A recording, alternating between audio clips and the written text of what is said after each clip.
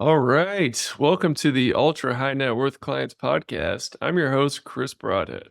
Today's guest is part of our Business Owner series and will offer insights into the needs, wants, and desires of this highly sought after client demographic.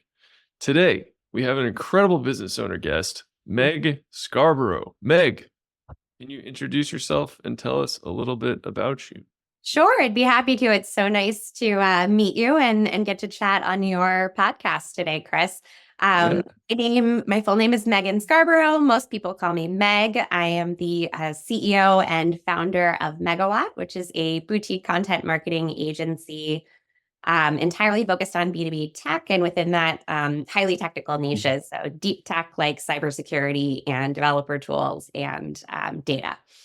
I am based in Boston, Massachusetts. I live in the actual city with my two kids, husband, one dog, and two cats. And yeah, Megawatt is entirely remote. So the rest of the team is all over the place from St. Louis to Hawaii and beyond. So yeah, it's great to chat with you today. Wow. Awesome. Awesome. Um, so I think I know how you came up with the name of the company. Yes, although it took me an embarrassingly long time for that to kind of come from the universe. But yes, we've kind of gone with the lightning theme, and it's made doing our marketing fun. Yeah, that's awesome. So can you go back to the beginning and kind of let us know how you got into the marketing industry? Sure. I am one of the many accidental agency owners, as a lot of Mm, agency gurus like to call them. yes. Um, I started out my career working at a small agency and then moved to a slightly bigger, a much bigger agency that was entirely focused on tech. I always had a big interest in tech in general. I always loved playing around with new tools that would come out. I was, an early adopter of Facebook and Twitter/X, and um, yeah, I've always just been a bit of a technology nerd. I definitely honed that nerdiness while at the agency I worked at. And then I moved from the PR team at that agency over to the content team because writing has always been my true love. And I really loved getting to interview CEOs of these really amazing companies that were doing things like, building technology based on nano and things like that, and just hearing about their entrepreneurial journeys. So I wrote about 200 executive bylines in my time there, which for those of you who don't know is essentially an op-ed that's ghostwritten by somebody like me behind the scenes. Oh, Um, I think everyone knows the secret by now. But yeah, I started to think about the content world in a broader context, and I really wanted to get out there on my own. I've always been kind of an entrepreneurial person, and I wanted to kind of cover the entire buyer's journey and go deeper on certain types of technology that I was really interested in. So I started my own freelance business and did it as a side hustle for a while, and then left and started it full time in 2015. And I ran it as a consultancy. So generally myself and a couple other senior experienced practitioners I'd bring in for different types of work or projects. And it was really great. It was a ton of fun. I did it for about 5 years. And then COVID happened. And it didn't necessarily have had a big impact on my work, since I obviously worked really closely with these companies, but it was totally normal for us to work remotely. But we were one of those, few industries that happened to see a really nice lift from COVID. So as big companies were thinking about how do we send how do we send our office workers home and ensure that they're able to work very productively, but also securely from home. They were starting to kind of deal with some of those challenges by buying products that the types of clients I was working with were selling. So a lot of the clients I was working with, and then other folks were really just doing well in 2020. And I saw an opportunity in the market to build a business that was bigger than just myself. And so I started hiring folks full time towards the end of 2020. And and kind of officially launched the agency in early 2021. So we've been doing this for about 3.5 years as an agency, but Megawatt has existed for quite a bit longer. hmm Oh, wow. Okay. So it was a side hustle, then a consultancy, and now it's an agency. How did you know when it was time to drop the 9 to 5 and go full time on your venture? Yeah, well, I would say there were a few kind of practical aspects of it, kind of proving to myself that I could make up the income. Also, I had just gotten married that summer, so I Oh, no longer had to congrats. cover my own health insurance. So that certainly was part of it. But I think in a more existential sense, excuse me, I'm getting over a cold. I had always, like I said, had an entrepreneurial kind of nature, spirit, and I think seeing this really interesting market that wasn't being served particularly well, just kind of lit up that creative spark for me. And Mhm. I think I always knew I wanted to ultimately work for myself. I I just have kind of an independent nature. And it was always just kind of a question of, what direction I'm going to go in. It's still a question of what direction I'm going to go in at each kind of choice moment in the path. But that's sort of what led me to actually making the leap from a 9 to 5 to an entrepreneurial life. Mhm. Awesome. Awesome. And for these B2B tech companies, are they predominantly cybersecurity, or what are the industries that you focus on? Yeah, so cybersecurity is kind of my first true love in the deep tech space. So we do have a lot of cybersecurity clients. That has also led into a lot of work either with those cyber clients or with other clients doing compliance content marketing. So GDPR and CCPA and SOC 2 and all those kinds of important compliance frameworks that people need to meet, but that are very dry topics, and not every writer wants to write about them. So again, made for a great niche.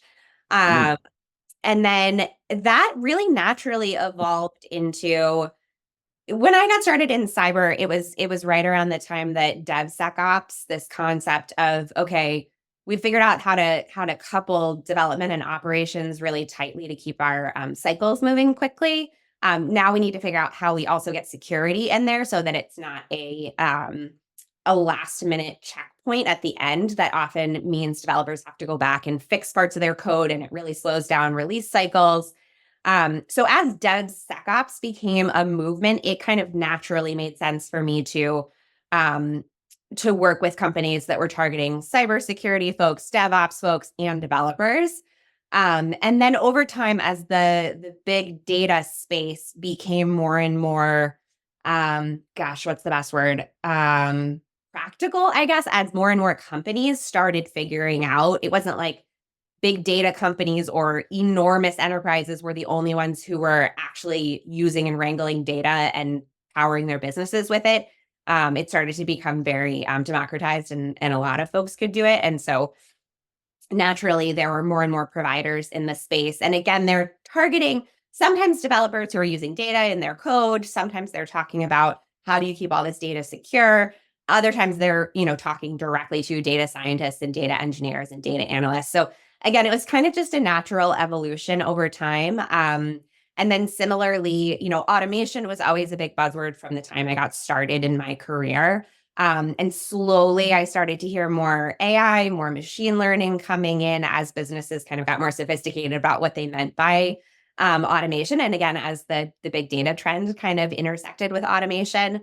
So AI and machine learning, again, naturally started to be something in general that our companies were applying to their products. This is all like way before Chat GPT. So it's kind of funny for me to sit back and see everyone who kind of came to AI through Chat GPT see it as this brand new thing, which of course, these large language models and what they can do is pretty new. But AI and machine learning has been behind a lot of the products we use for a really long time. We just haven't known about it. So anyway, and then the last space that we kind of naturally snowballed into again, and it's been a space that I've just been really, really excited to be able to get involved with, is climate tech and green tech mm, in general.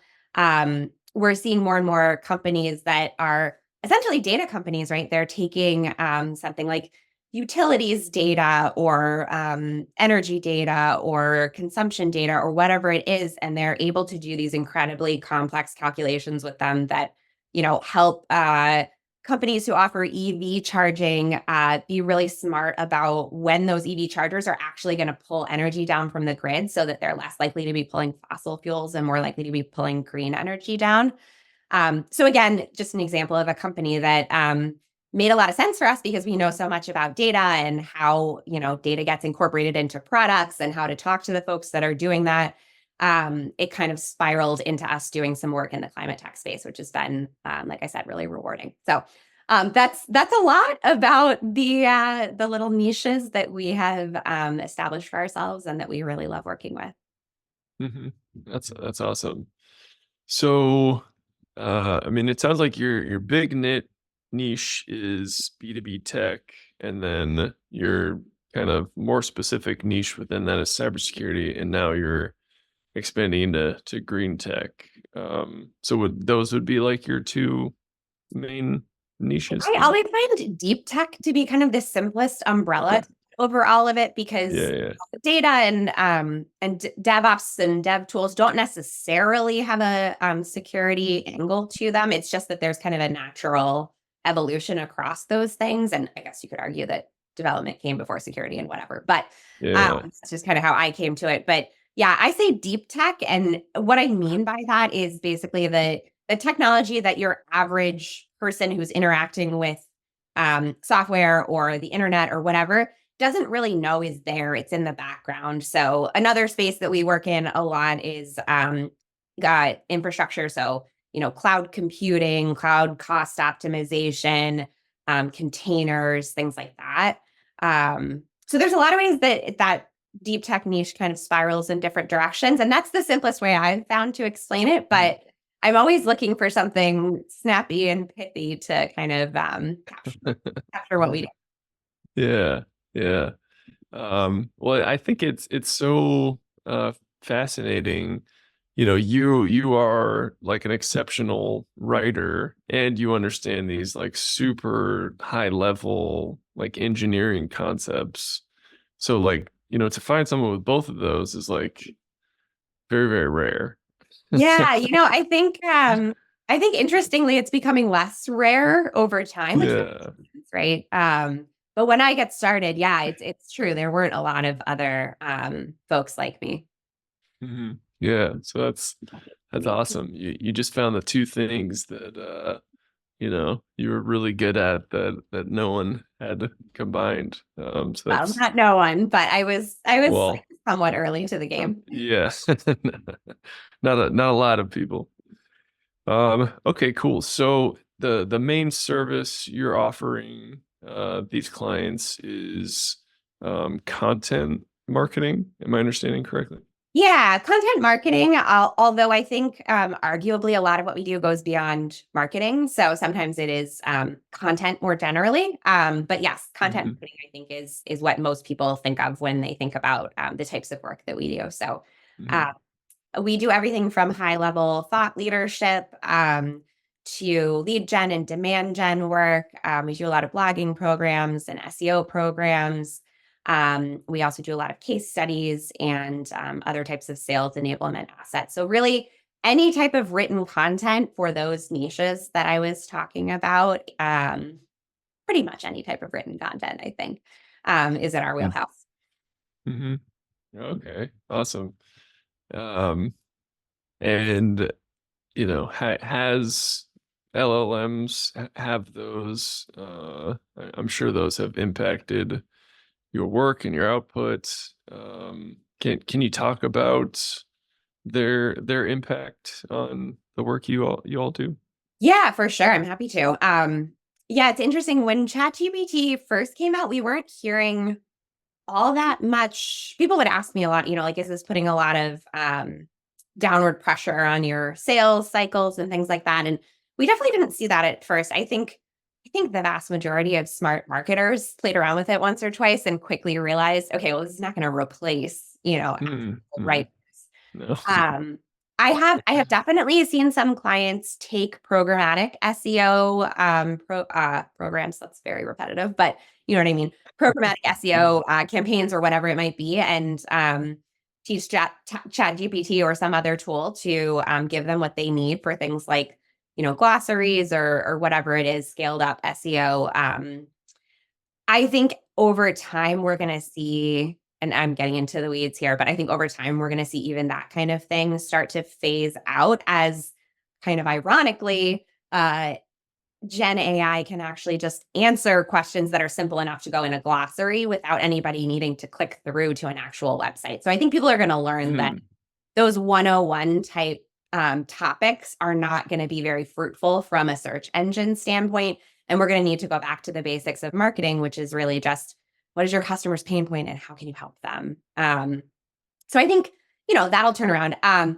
As far as how we use AI, we did a big AI working group last year where we had several folks on our team for 6 months just test out different types of AI tools and then make recommendations to the company about which ones we should bring on and use and which ones we shouldn't. We did a lot of research on, how to communicate to clients about and prospects about how we're using AI and how to include legal language around that. In general, we don't do a lot of true like generating content with AI. We find it's helpful for certain things like, maybe you have a topic and you've written a few sentences about it, but you need some help kind of expanding on it just as a way to keep going in a draft or something like that. It can be useful for that, especially if you realize that you're, of course, going to have to give it a pretty strong edit and run it through a plagiarism checker every single time. I do find it's really great for summarization. So if you've got like a 20-page report you need to read to include in a blog post and you're like, I'm only supposed to spend, this amount of time or whatever on this blog post. I can't read a humongous research report. ChatGPT is pretty good at summarization. So that's something I love. It's really good with little tasks like, I just wrote a social post and I know that posts on LinkedIn do well when people use emojis or whatever. And I don't want to sit there and go find every little character emoji. Chat GPT is pretty darn good at pulling out some Mhm. emojis Mhm. for you. You can also teach it, the reading level that you're writing for. You can tell it the exact number of words you want, things like that. Mm. The Mhm. things I always just caution people are, again, be a really good editor. ChatGPT just regurgitates what's out there. So it's going to spit things out that may not really make sense to a person, even if, they sort of make sense grammatically. So you need to be a really good editor for anything they're generating. And then you always want to, check your sources. You never want to trust AI to if they're giving you the direct sources, go make sure still click on the links and go make sure. But I think it will shift our jobs as writers a bit towards being really strong editors and being really good researchers, which in the first place, right, that should be a huge part of your job as a writer. But yeah, it'll be interesting to see how it continues to evolve over the next, several years and beyond. Yeah, yeah. Yeah, it was I'll admit I was a little scared at first and then I realized a lot of the use cases and examples were like fabrications. Yeah. Yeah. It's certain gloves pull from different places and you can teach it. It'll be interesting too once you can get to a point where you can like you feed it the source material. It's increasingly able to do that. And then you're Yeah. you're kind of guaranteed that what it's pulling back to you is coming from sources you can trust. But we've got a long Mhm. ways to go. People need to treat it with skepticism, just like with anything brand new.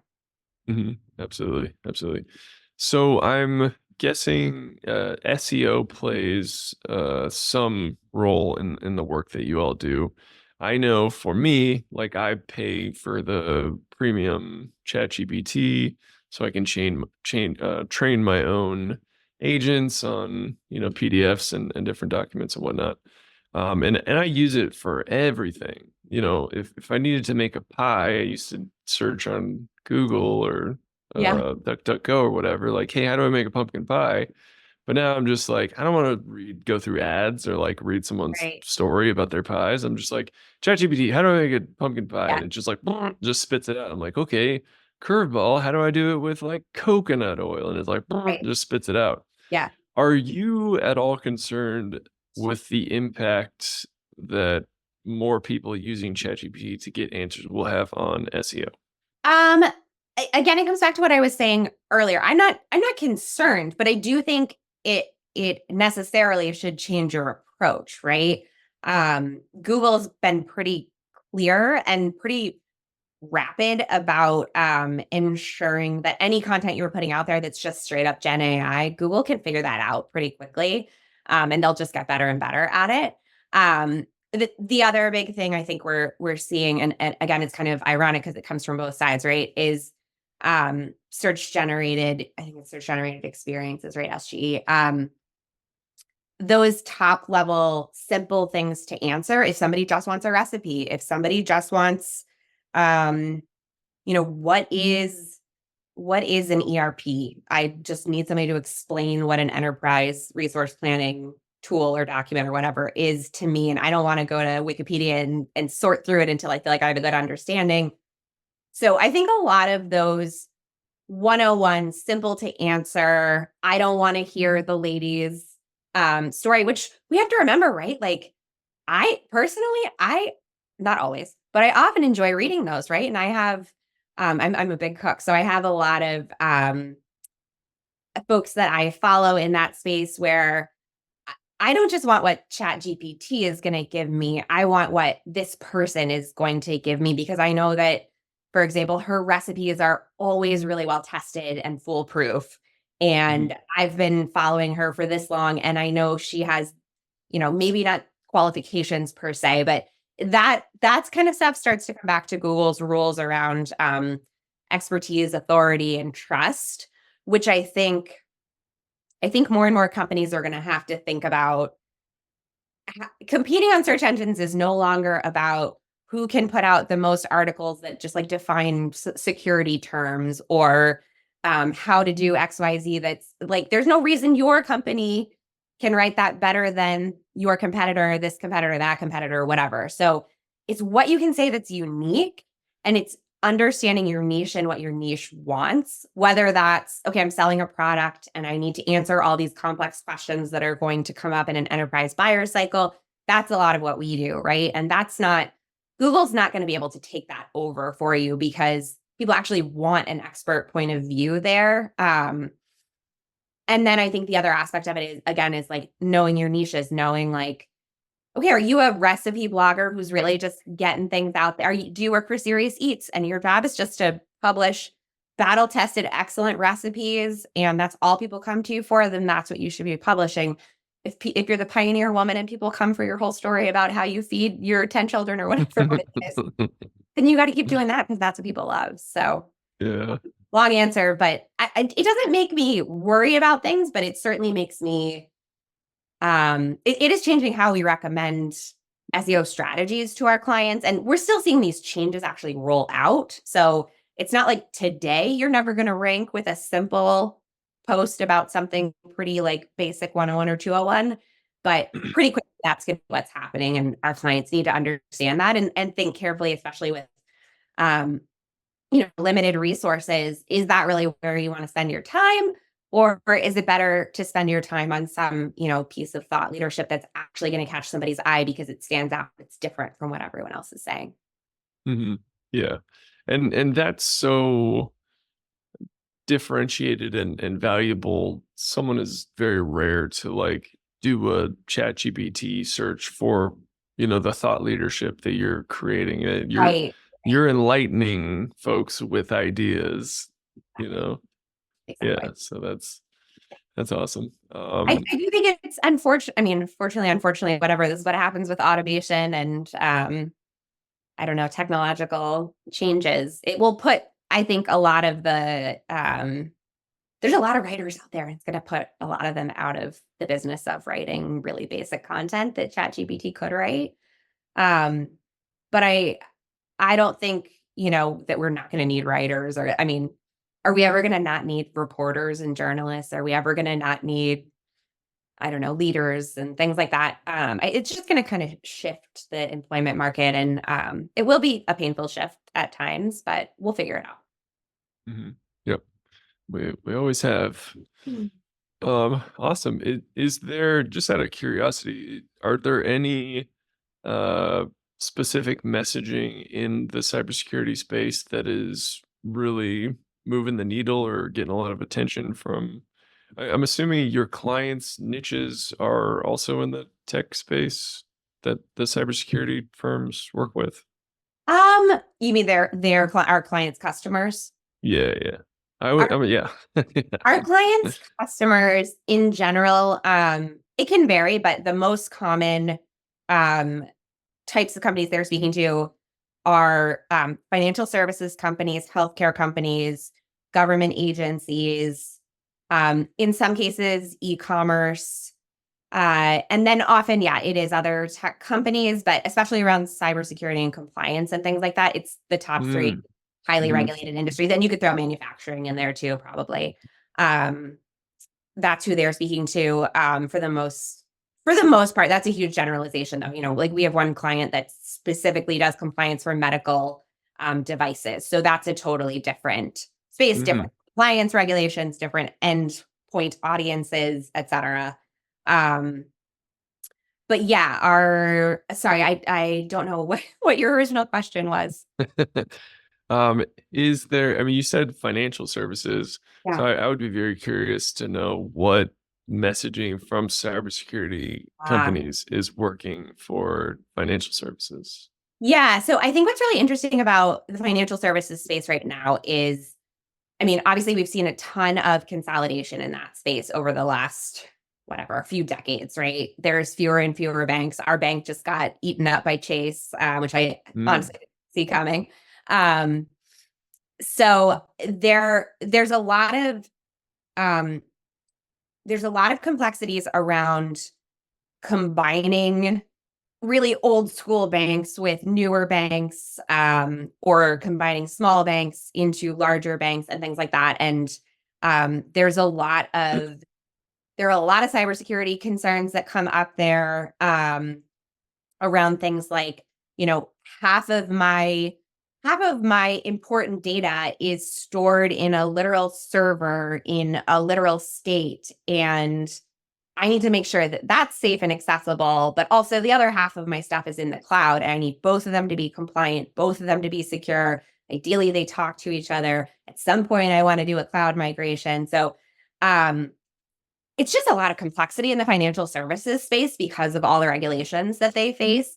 The other aspect of financial services is that consumers, just as they are across the board, are getting more and more picky and able to do their research. So they don't just choose their community banks anymore.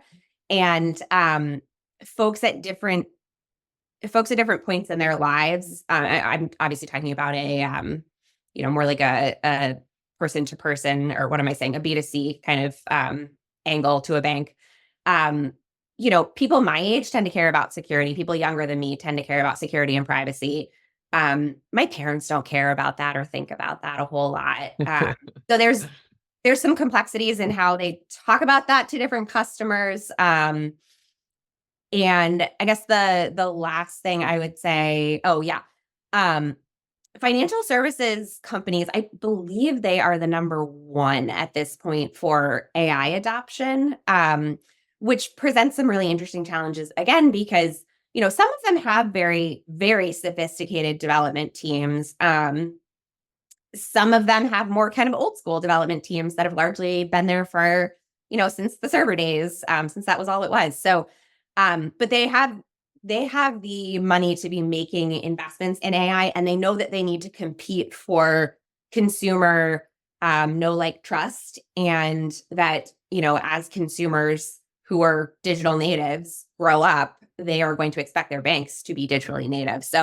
Um, so that's a big area of messaging that a lot of our clients are working on, is how can we help secure your AI based code or your AI tooling as a financial services company, especially when regulations are kind of lagging behind what's happening from a technological standpoint, but you still need to stay secure. We often say kind of that compliance is like the minimum, but security is much more rigorous than just needing compliance. So you might be compliant with whatever laws are out there right now from an AI standpoint, but are you secure?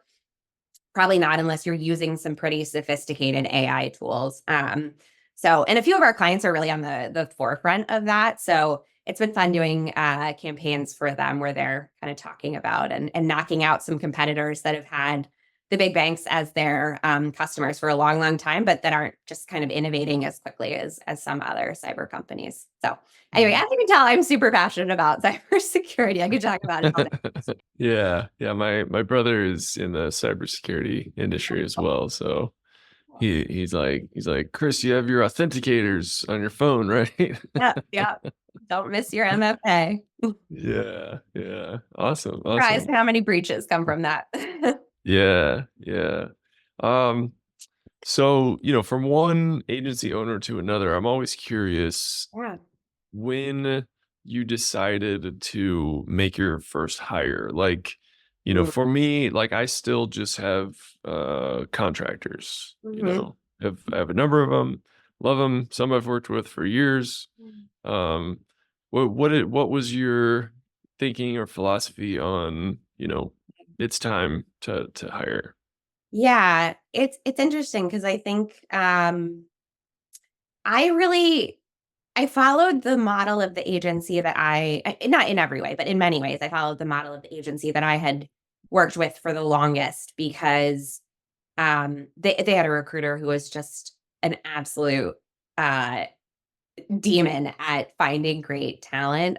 It was Mhm, just that company was just chock full of really amazing, smart people. So mhm, um, I think I naturally had a bias towards hiring folks in house, and that was how we were thinking about growing the agency for a long time. That has shifted for us a little bit as the tech industry has gotten more shaky over the last couple of years, and I think we're looking at another couple of years of that.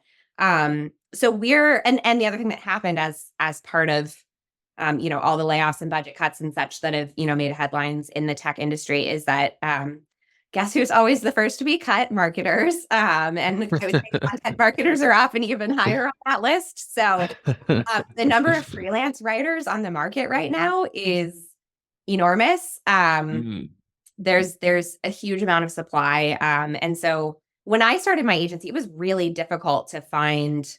And again, this was not long ago. I'm talking 2020. It was really difficult to find enough writers who had a strong background in these really complex technical niches. mhm, And so we had a philosophy of how do we make ourselves as attractive as possible? So we offered really great benefits from really early on, like long before we were forced to. And yeah, I took a stance of I'd rather have everybody in-house and know that we're building a culture that I can count on, and then I can count on mhm, that mhm, translates to clients.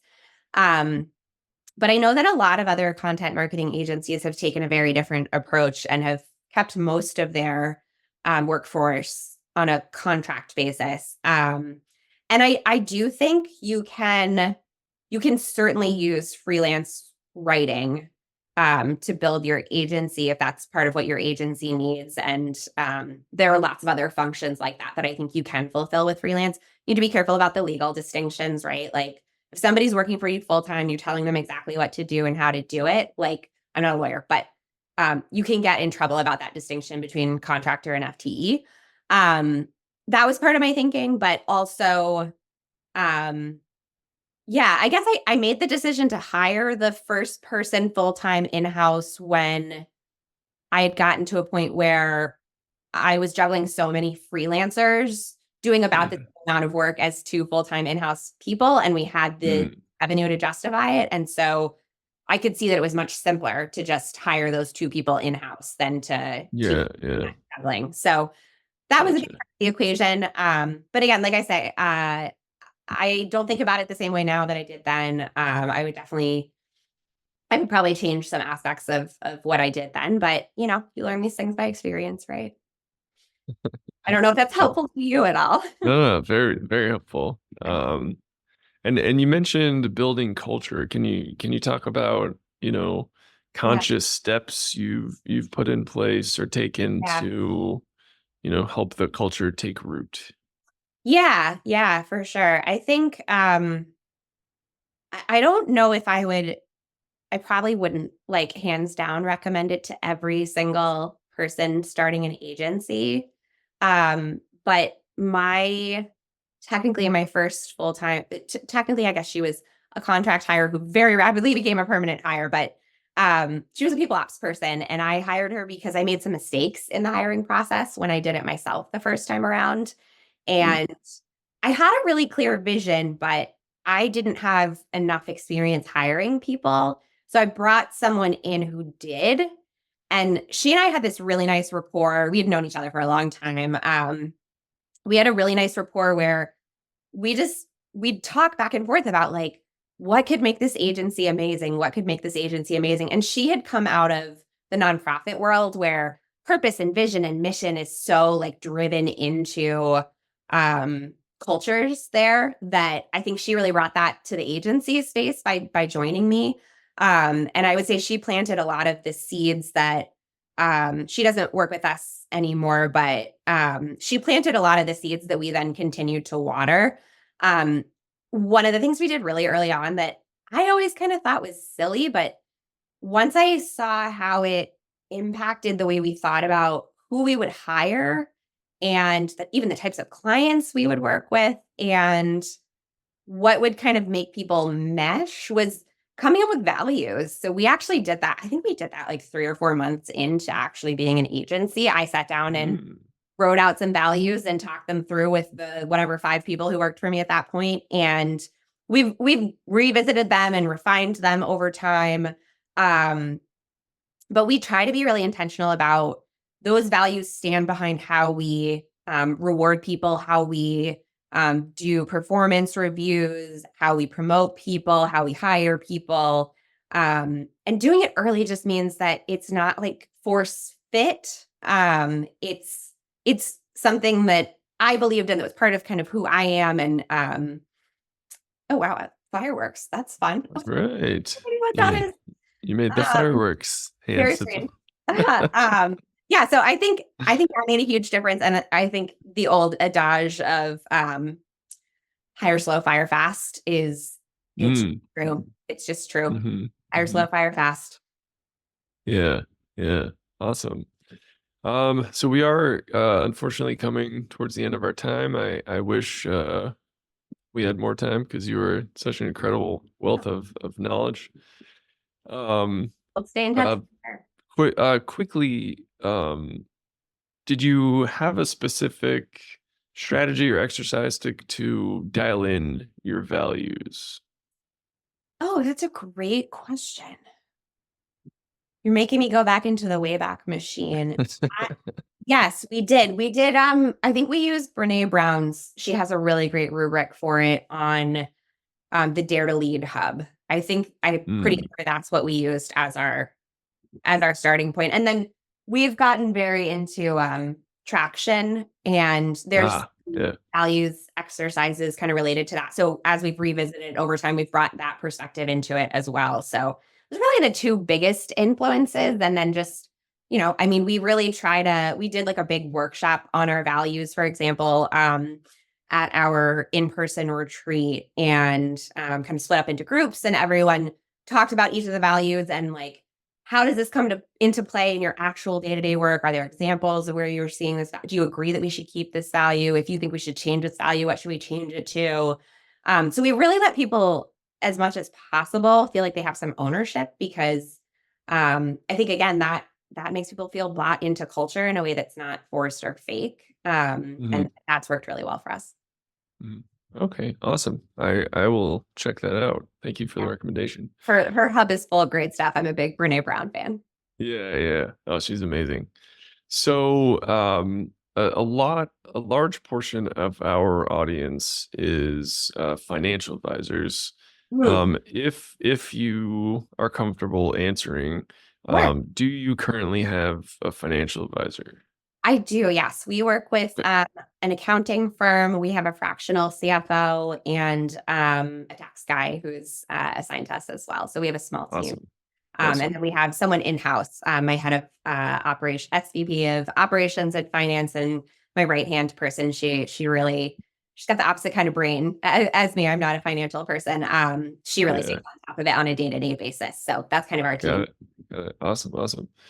So do you personally have a financial advisor, like for your I own do actually, assets? I'm very lucky. My husband works at this is a new move, but he just started working at a financial services company. He's also very financially Oh, savvy to begin with, but we get a great. financial advisor as part of that, which has been a Okay. really, really lovely benefit, especially with, kids and everything like that, planning ahead for college. Yeah, yeah, yeah. The 529 I think for kids is really really good for saving for college. Okay, awesome. So I guess my next question, how you chose your financial advisor is like your Yes. My yeah, first your financial husband. advisor. Yeah, yeah, yeah, yeah. Yes. Well, I believe he's actually the financial advisor to, if not the CEO, one of the very high up folks at the company my husband works at. It's Mhm. a large private financial services company. I don't want to mention it because I'm sure I'm not allowed to.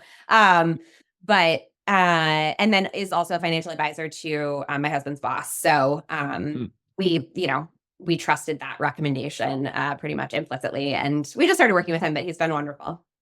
So great, I great. will say it's probably worth saying I've spoken with other financial advisors in the past. I don't think we've ever had an official relationship with a financial advisor previously, although we've obviously had our taxes done and things like that.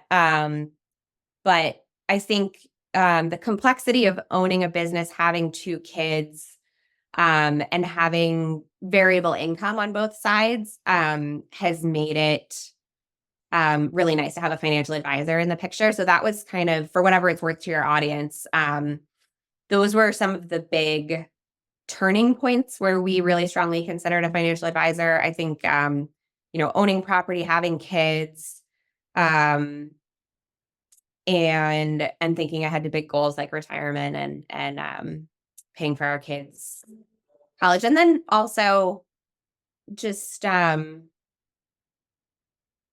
of us. I'm trying to think about how to say this nicely.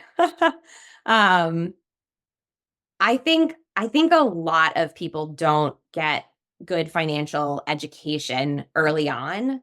I Mm, think most mhm. people don't get good financial education early on. And again, I'm really fortunate that my husband's brain works that way. But I do think there's a huge gap in the market. And being able to hire a professional really helps kind of, yeah, Mhm, mhm. make sure we're Yeah, doing the right things at the right times. yeah, yeah, absolutely. Yeah, those are very very important things, especially when kids start showing up in the picture. You're like, all right, I want to Yeah. no more messing around. Yeah. Time to get Awesome. Will. Oh boy. Yeah, yeah, yeah. Awesome, awesome. Well, thank you so much for being open about that part of the interview. My final question for you, and it is an open-ended question. You can take it in any direction that you like. Oh, It is, what are you working towards? that's a great question. What am I Thank working towards? Yeah.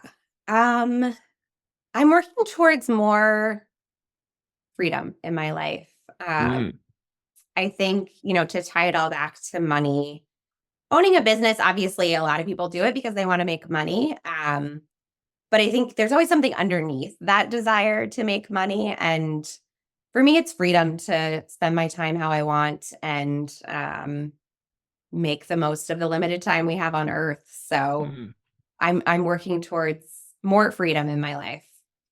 mhm. Amen. Amen. I'm right there with you. A lot of us are. Yeah. Um, awesome. And where can our audience find out more about you and everything you do? Yeah, so our website is www.megawattcontent.com. Megawatt spelled like the light bulb unit. And you can also find us on LinkedIn. If you type in Megawatt and you see the little squiggly green light bulb, that's us. And you can also find me on LinkedIn. My profile, slash is Megan, Megan Scarborough, Scarboroughh, and that's the professional network that I'm certainly the most active on. I post most days. Awesome. Awesome. And we'll be sure to link all of those URLs in the show notes. So yeah, Meg, thank you so much for taking the time to talk to me and my audience today. This was truly a pleasure. Great. Well, it's nice to meet you, Chris. Take care. Thank you. Yeah. All right. And to all our audience out there, thanks so much for tuning in and keep on going out there, everybody. See ya.